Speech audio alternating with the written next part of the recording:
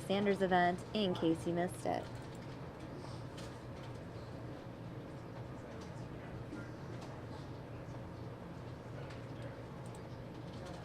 A little bit bright up here, right, guys? All right, let's do that. Here's where we are. We have an opportunity right now to make American history and to transform our country. I think we should do it.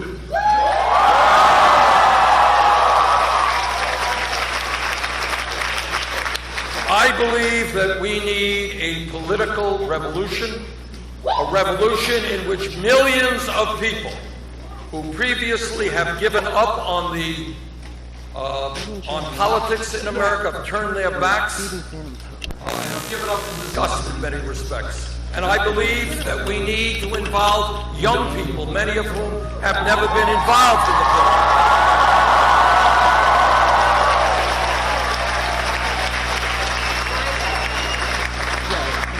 I believe that when millions of people begin to stand up and engage in the political process, I believe that we can create a nation and a government that works for all of us, not just the top 1%.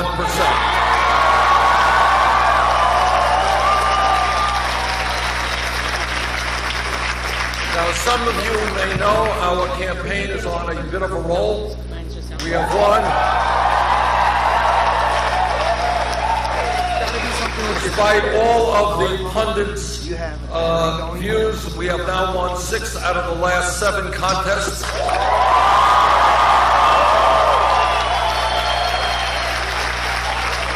And the lowest percentage of the vote we got in winning was 67%. We lost in Arizona, and I want to mention something. What took place in Arizona, I don't know how many of you have followed it, was an absolute disgrace to the democratic process. There were people online, and we heard from them, online for 5 hours in order to cast a vote. There were people by the many, many thousands who simply did not have the time to stand online for hours, had to go back to work. They did not vote. And one of the issues that concerns me, not just in Arizona, but in another direction, right here in the great state of Wisconsin, is you have a governor who appears to be working overtime, trying to suppress the vote. And that is an absolute outrage. Look, I have been involved in many elections. I've lost some, I've won many, but it has never ever occurred to me for 1 minute to try to figure out how I can deny people the right to vote because they might vote against me. That is not what this country is supposed to be about.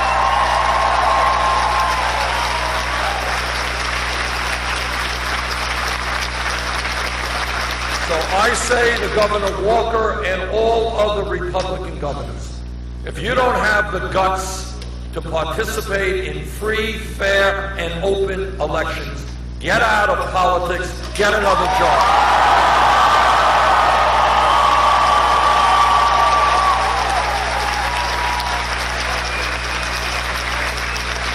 Here is the truth. And the truth is that the United States has one of the lowest voter turnout rates of any major country on earth. Our job is to increase voter turnout, not suppress voter turnout. Our job is to get more people involved, low-income people, working people, young people, old people, get more people involved in the political process, not fewer people.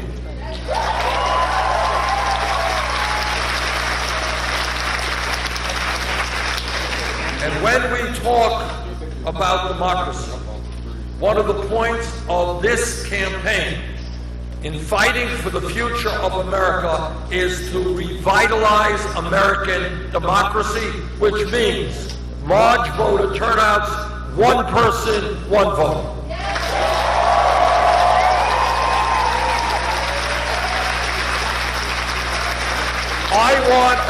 of our people to be thinking and debating the major issues facing our country with the full understanding that they, in fact, in a democratic society, will have major decision-making powers about the future of our country. I want our people, regardless of their political views, you're a conservative, fine, you're a progressive, fine. I want you to be comfortable about running for political office without having to beg wealthy people for campaign contributions.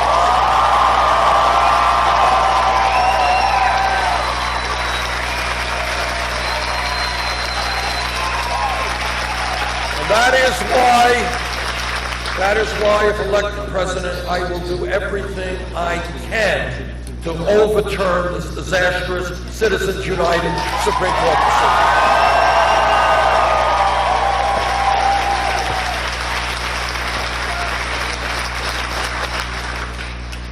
What this campaign is about is asking people to think outside of the box, outside of the status quo. I do not want anybody here to become comfortable with the idea that the Koch brothers and a handful of other billionaires are able to buy elections. Don't become comfortable with that, because we are not going to allow that to continue.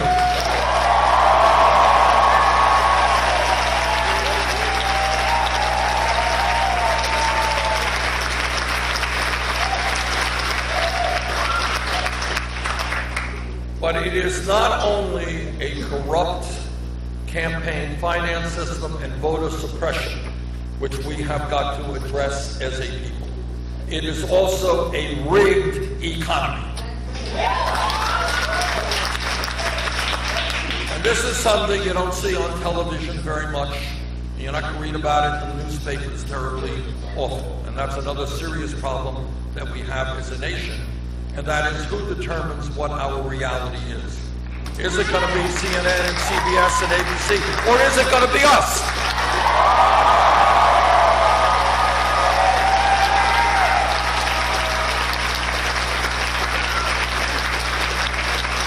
Who is going to determine the options and the choices that we face?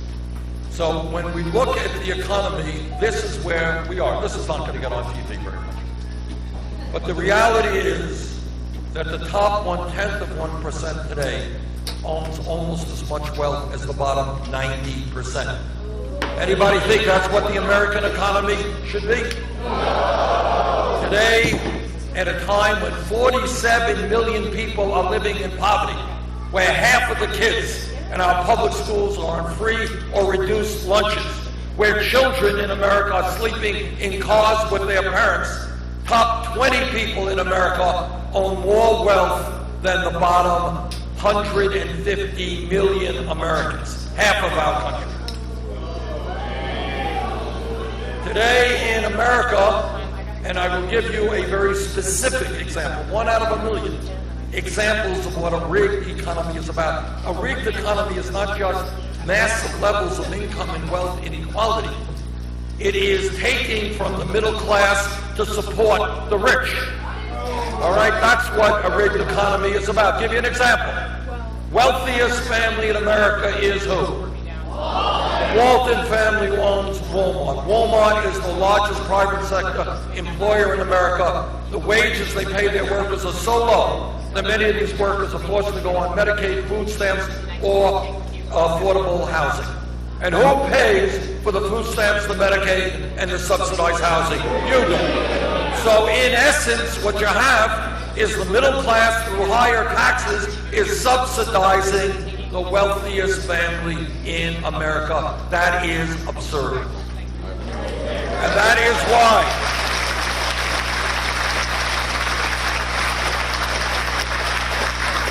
I don't know if the television stations are allowed to put this on because of Walmart advertising. But I do believe that it's time for the Walton family to get off of welfare and pay their workers a living wage.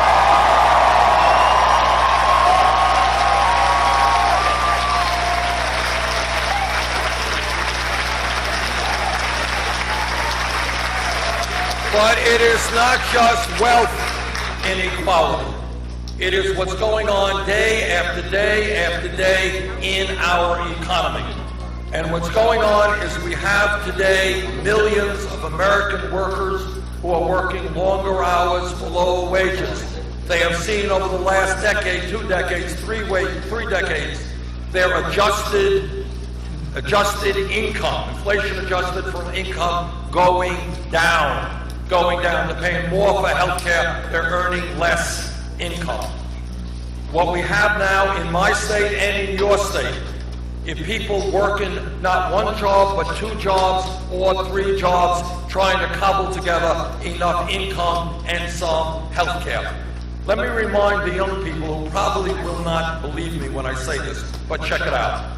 There was once a time, not so long ago, and older people remind the young people of this, where there were families in America, the average family, where one person in that family, in those days often the man, could work 40 hours a week and bring in enough income to take care of the whole family. I know the young people don't believe it, but it was true. And then you had an explosion of technology, which should be a good thing, because workers are now producing more. You have the whole global economy, should be a good thing, but it is not in many respects. And what is happening? Now in your average family, you got mom working incredible hours, you got dad working, you even got the kids working, and after all of that, there is very little disposable income, because almost all of the new income and wealth in this country is going to the top 1%. Now that is a harsh fact of life, but it is the truth. And that is why the American people are angry. And they have a right to be angry. They have a right to be angry because they should not have to be working the longest hours of any people in the industrialized world. Japanese are very hard-working people. We work longer hours than the Japanese do. And yet at the end of the day, 58% of all new income is going to the top 1%. That's a rigged economy, and that's an economy we are going to change.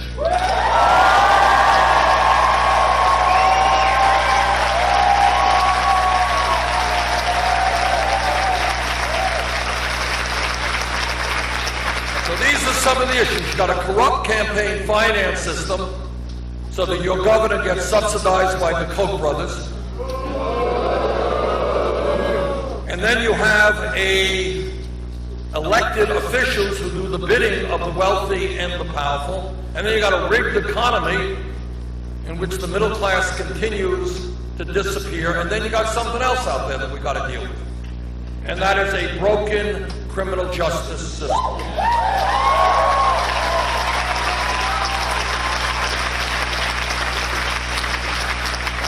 In America today, and I want you all again, think outside of the box. Don't let the networks tell you how to look at issues. Here is an issue. This is the United States of America, and today we have more people in jail than China or any other country on earth. We got 2.2 million people in jail, disproportionately African American, Latino, and Native American. And we are spending $80 billion a year to lock up fellow Americans. That is unacceptable. You're absolutely right.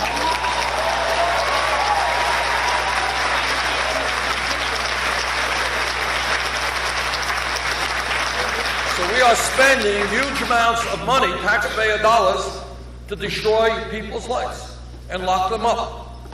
Now, what are some of the reasons? A lot of reasons for it. Let me just tick off a few. For a start, what is not discussed at all, virtually not mentioned, is youth unemployment for high school graduates between 17 and 20 is off the charts. We're talking about kids, if they are white, between 17 and 20, graduating high school, not dropping out. Unemployment rate, real unemployment rate, 33%. Latino, 36%. African American, 51%. Kids unemployed or underemployed. It seems to me that it is a lot smarter for us to be investing in jobs and education for those kids rather than jails and incarceration.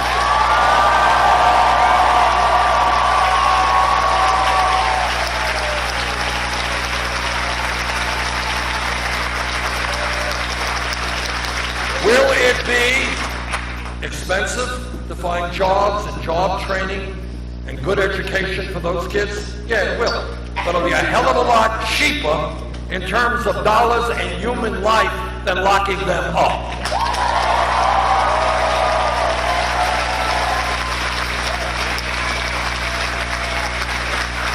In fact, it is less expensive to send a young person to the University of Wisconsin than putting them in jail.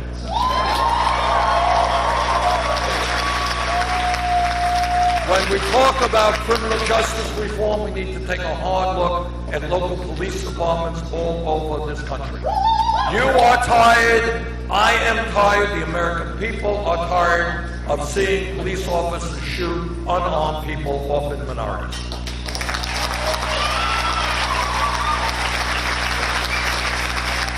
Now, I have been a mayor for 8 years, and I've worked with police departments and police officers all over this country. And the overwhelming majority of police officers are honest, they are hardworking, and they have a very, very difficult job every single day.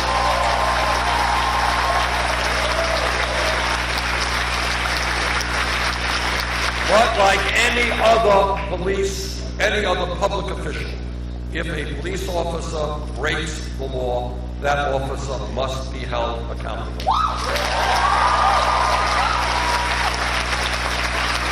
We have got to focus on demilitarizing local police departments.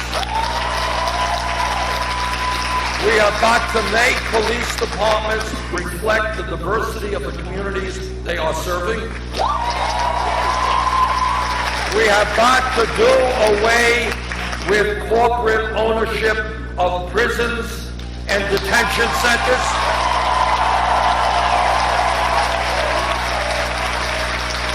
Corporations should not be making money by imprisoning fellow Americans. We have got to take a very hard look at the so-called war on drugs.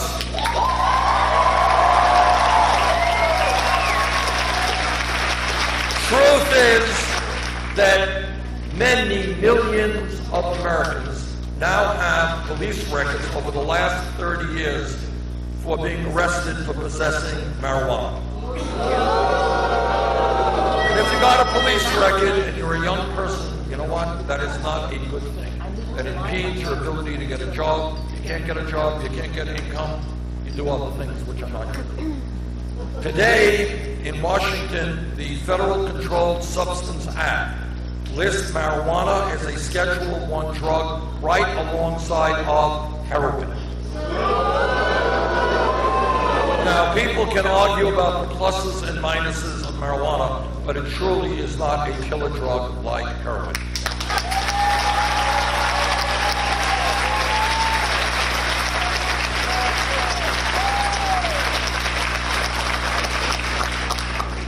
And that is why I have introduced legislation to take marijuana out of the Federal Controlled Substance Act. Should not be.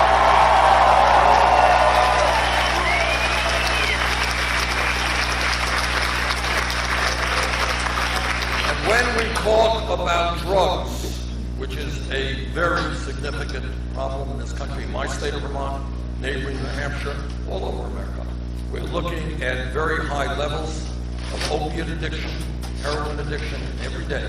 Every single day, people are dying from overdosing on heroin or some other drug. But when we look at how we can best address this very serious national crisis, we have got to look at drug addiction and substance abuse as health issues, not criminal issues.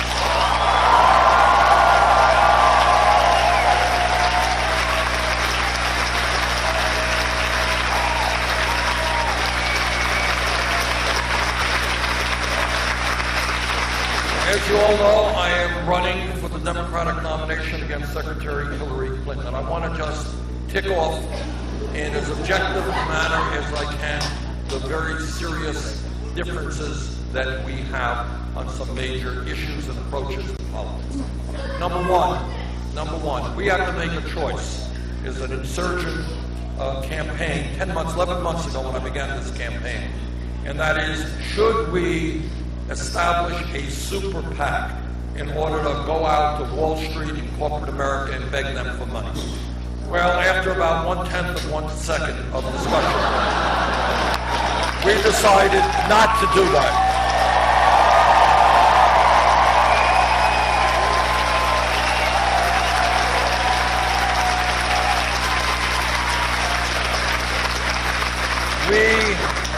This campaign does not represent Wall Street.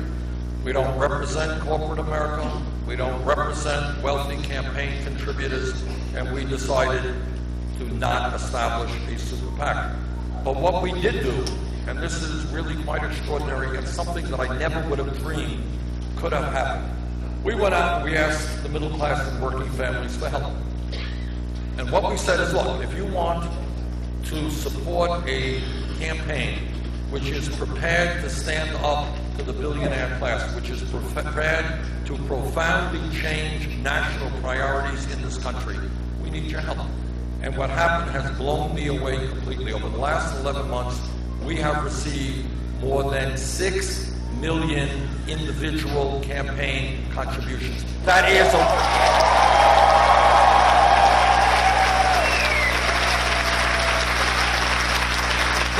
a larger number of individual campaign contributions than any candidate in the history of this country up to this point in an election.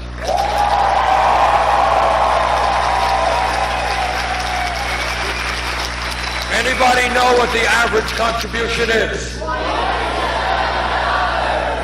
$27.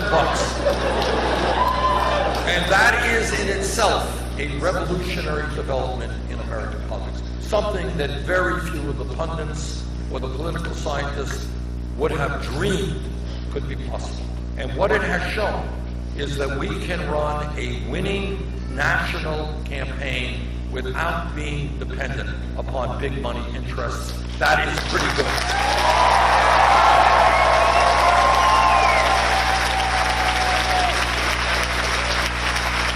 Secretary Clinton has chosen to move in a different direction. She has several super PACs. Her largest one reported a while back that in the last filing period, they received $25 million from special interests, including $15 million from Wall Street.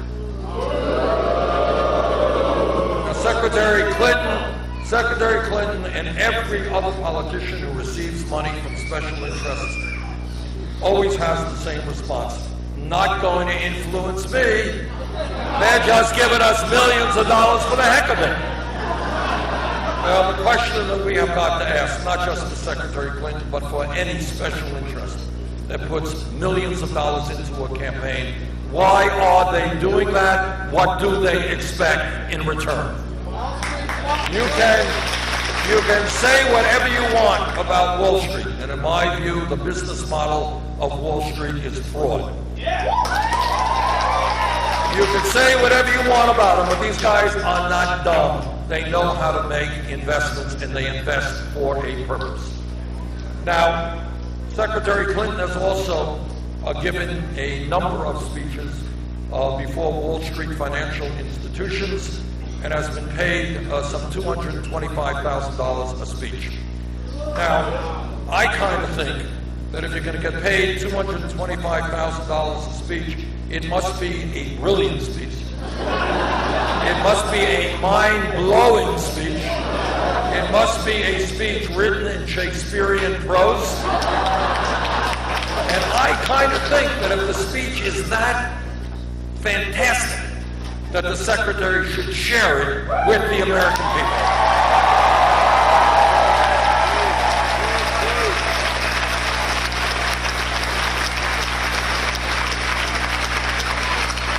Secretary Clinton has said, well, she is prepared to release the transcripts if other people do the same. I am prepared today here in Madison, Wisconsin,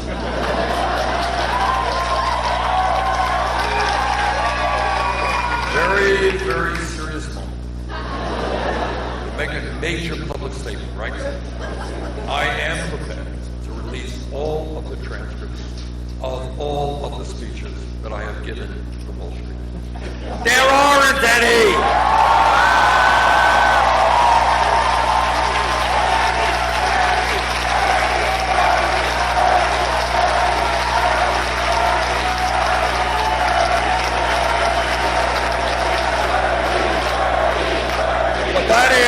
That is one issue, one area, and it's an important area. How you raise your money is very, very significant, and I think in assessing what a candidate will do if elected. But there's another issue that is also very important. When we talk about the decline of the American middle class and the loss of good-paying jobs in this country and their replacement by low-wage jobs, one of the factors, not the only one, but a major factor, is a series of disastrous trade policies in this country that has resulted in the loss of millions of decent-paying jobs.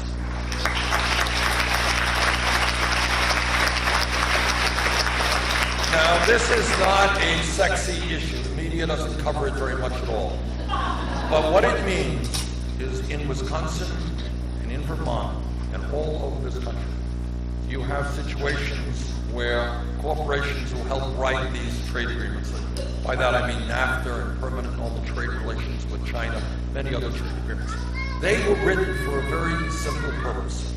And you don't have to be a PhD in economics to figure it out. What they were written for is to enable corporations not to have to pay workers in Wisconsin $20, $25 an hour, but to be able to shut down here, move to a low-wage country, and then bring their products back into this country tariff-free. That's what these agreements were written to do, and that, in fact, is exactly what's happened. Since 2001, we have lost almost 60,000 factories in the United States of America, millions of decent-paying jobs. Not all of that is attributable to trade, but a lot of it is. Let me just give you some examples. Right here in Wisconsin, 2008, General Motors shut down its manufacturing plant in Janesville, destroying thousands of decent-paying jobs and moving those jobs to Mexico, where workers were paid a fraction of the wages being paid here in Wisconsin. In 1996, Johnson Controls shut down its Brew City valve plant in Milwaukee and moved to Mexico, where they could pay workers there 72 cents an hour. Last year, Johnson Controls threw another 277 workers in Milwaukee out on the streets and moved to Mexico, China, and Slovakia. 15 years ago, Riggs and Stratton was Wisconsin's largest private employer with 11,000 manufacturing workers. Today, it only has 2,500 workers in Wisconsin after it moves its plants to Mexico and China. Rockwell Automation has slashed its union workforce in Milwaukee from 6,000 down to just 300 as it moved plants to Mexico, China, and the Dominican Republic, and on and on and on it goes. Certainly not just Wisconsin. Same thing has happened to my state of Vermont, happening all over America. I want you to know that from the first day that I was elected to Congress, took office in 1991 in the House, I have vigorously opposed all of these trade agreements.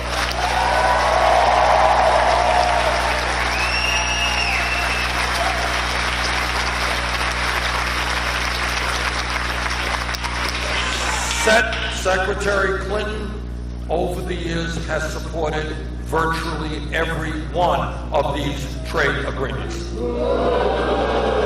And in my view, I will, not only is it my view, I will help lead the opposition to the TPP, the Trans-Pacific Partnership.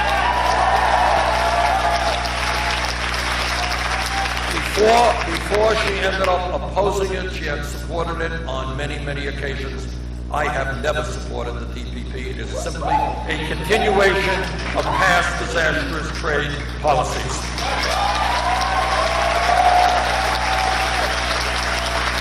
terms of foreign policy, obviously an issue of huge consequence. We don't have the time to get into it in great length. But the most important foreign policy debate in the modern history of this country was over the war in Iraq. I was in the House, Secretary Clinton was in the Senate. I listened very carefully to what George W. Bush, Dick Cheney, Don Rumsfeld, and all of the rest of these guys had to say about going to war in Iraq. I did not believe them for a second. I vigorously opposed that war and voted against it.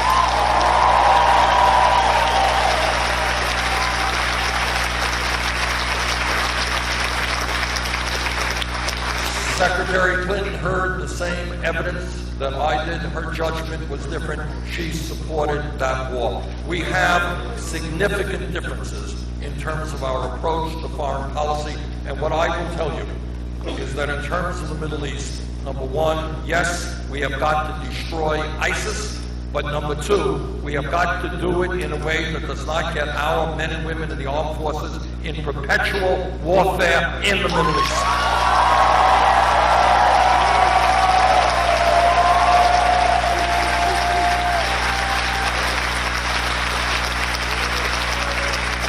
Another issue of growing concern. I think we will see in years to come one of the great environmental issues facing us is the issue of clean water.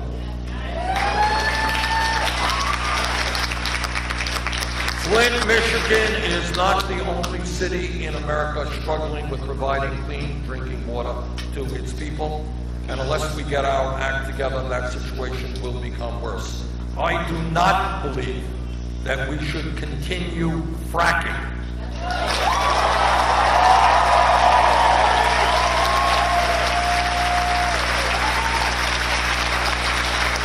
Fracking and other practices are doing great damage to the water systems of this country.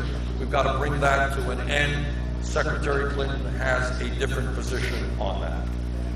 Let me now talk a little bit about our good friend Donald Trump. And I am happy to tell you with absolute certainty that Donald Trump will not become president of the United States.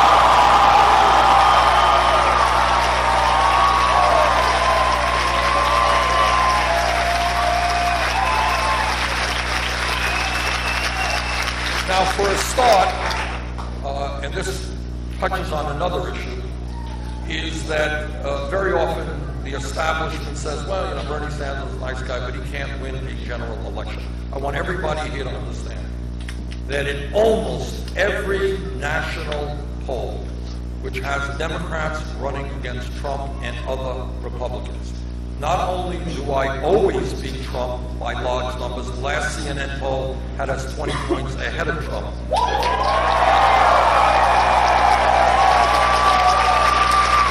That is true in statewide polls. I think there was a poll just came out today in Wisconsin, but similar to other polls, which had us beating Trump by big-time double-digit numbers. In every one of these polls, or virtually every one, not every one, almost every one, we do far better against Trump and the other Republican candidates than does Hillary Clinton.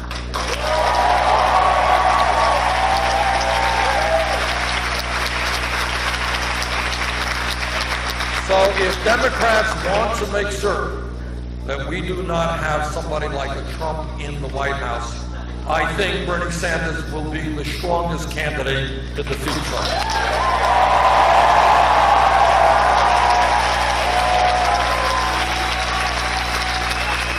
But it is not just polls. Polls go up and down. What it is that in my heart of hearts, I do not believe that the American people will ever elect a president who virtually every single day is insulting one group of people or another. You're not going to have a candidate will not be elected president who insults Mexicans and Latinos, who insults Muslims, who insults women, I gotta tell you something.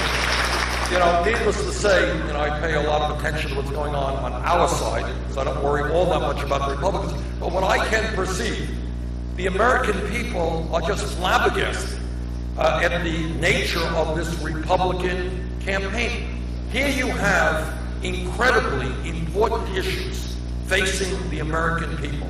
The decline of the middle class, income and wealth inequality, climate change, etc. And what these guys are doing are they're attacking each other's wives. This is beyond belief.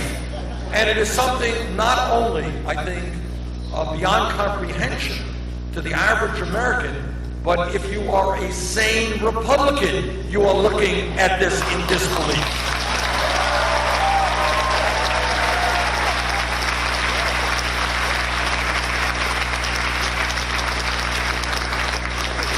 Trump will not be elected president because you cannot get elected president insulting African Americans.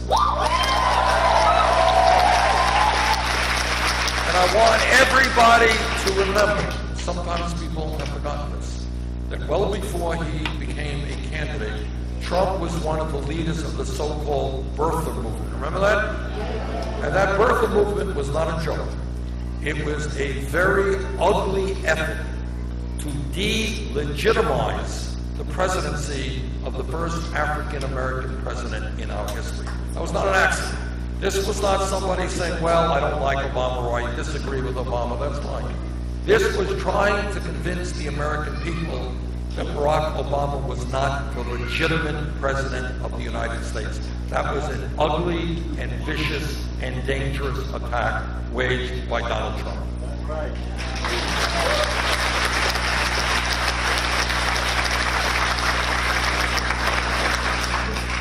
Donald Trump will not be elected president because at the end of the day, the American people understand that bringing our people together, black and white and Latino and Asian American and Native American, bringing our people together, straight and gay, male and female, people born in this country with people who have immigrated into this country, that bringing people together will always trump divisiveness and trying to divide us.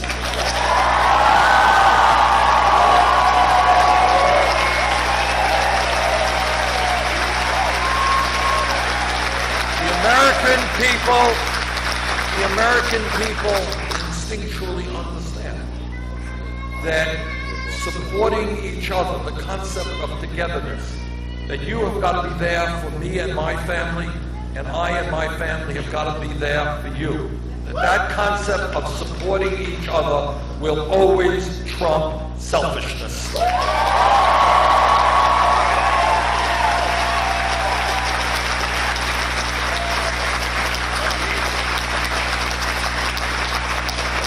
And the American people understand at its deepest level what every major and great religion on earth has told us.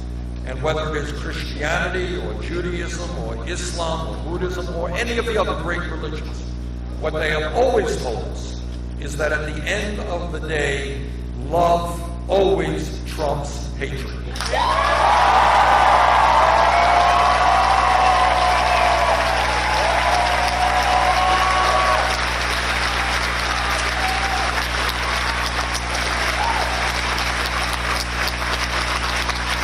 We are at a pivotal moment in American history.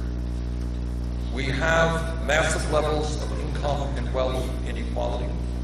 We have a corrupt campaign finance system. We have a broken criminal justice system. We have millions of young people who have gone to college, who have gotten all of the education that they were supposed to get, and yet they're leaving school with very deep debts that are taking them decades to pay off.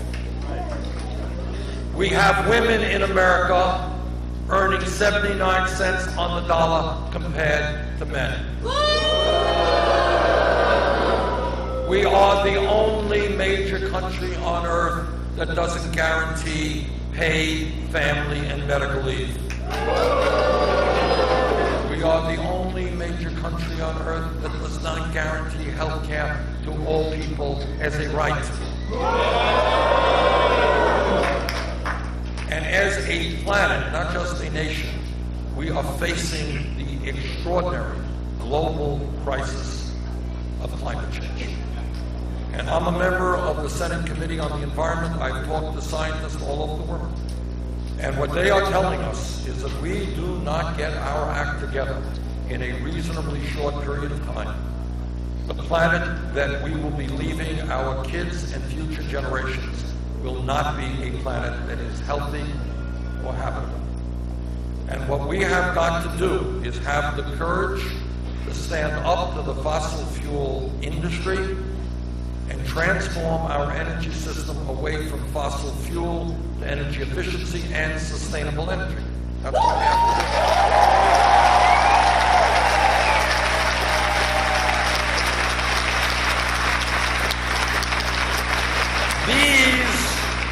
These are just some. I talked before I came out here. I talked to some teachers right here in the Madison area, who work in public schools.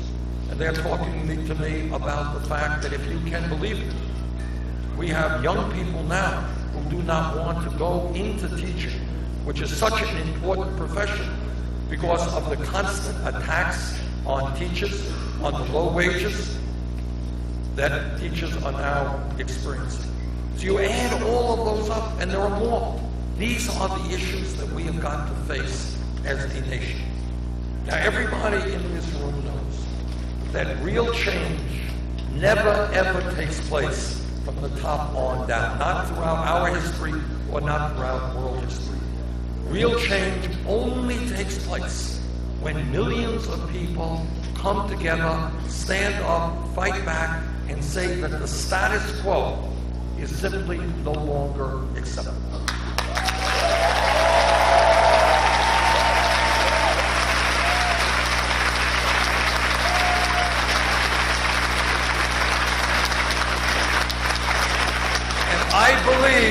I believe from the bottom of my heart that we are at that moment right now, from coast to coast, where people are suddenly catching on that in our great country, why do we have such grotesque levels of income and wealth inequality?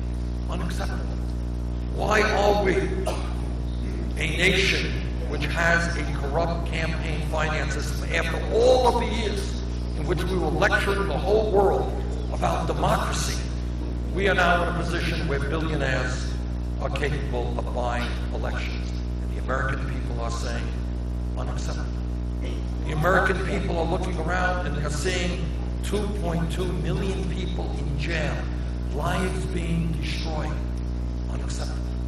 The American people understand that there's something profoundly wrong when hundreds of thousands of bright and qualified young people can't get a college education because of their income. Unacceptable. The American people know that we are paying the highest prices in the world for prescription drugs, and that people are dying because they can't afford the medicine they need. Unacceptable. The American people know that there's something profoundly wrong when we are the only major country not to guarantee health care or paid family medical leave to all of them.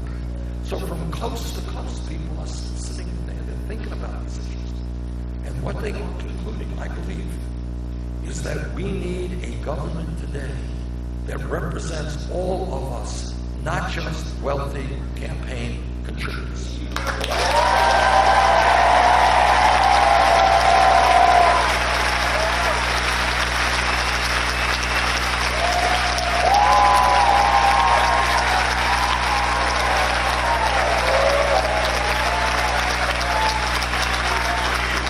What this campaign is honest enough about saying is that no president, not Bernie Sanders, not anyone else, can do it alone.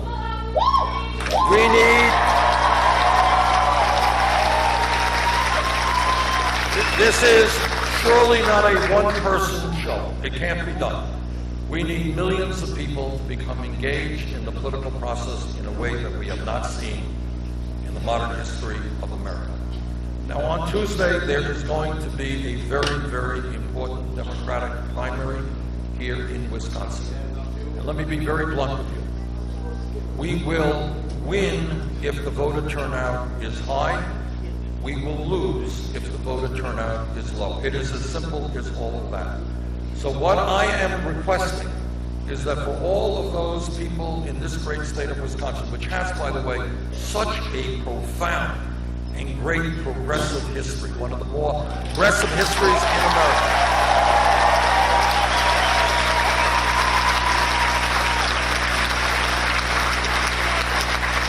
What I am asking is for all those people who have kind of given up on the political process, have turned their backs on politics, and no longer vote, please come out. And I'm asking the young people who maybe have never voted in their lives to please come out. Let's send a very strong message to Governor Walker.